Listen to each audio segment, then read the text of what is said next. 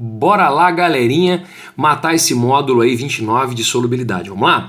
564 PUC Campinas, considere a tabela a seguir da solubilidade do açúcar comum sacarose submetido às várias temperaturas. Então ele deu uma tabelinha com várias temperaturas, né, e a solubilidade. Note que conforme aumenta a temperatura, a solubilidade da sacarose aumenta, tá certo? Complementando a tabela aqui, ó, ou seja, isso é uma dissolução endotérmica. Lembra que eu expliquei para vocês? Importante lembrar isso. Bom, no preparo de uma calda com açúcar, uma receita usa 1 kg de açúcar para cada 500 gramas de água.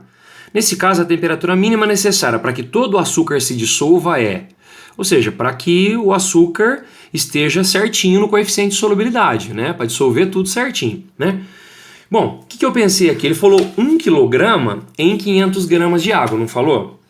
Ô, gente, bom, se eu for pensar que 1 kg em 500 gramas de água, eu coloco aqui na minha regrinha de 3. Se ele fornecer em ml, também não tem problema, viu, gente? É só a gente lembrar que a densidade da água é 1 grama por ml, né? Então 500 gramas é a mesma coisa que 500 ml, tá? Então se tivesse ml também não teria problema. Então o que eu faço aqui? Eu coloco aqui para você os 500 gramas de água que ele falou para 1 kg. Na tabela tá em 100 ml de água. Como a densidade da água é 1 grama por ml, eu posso falar que é 100 gramas. É o mesmo valor, né? Porque a densidade é 1. E 100 gramas, que é o que está na tabela? X. Olha só, galera. Esse X deu 0,2 kg, que é 200 gramas.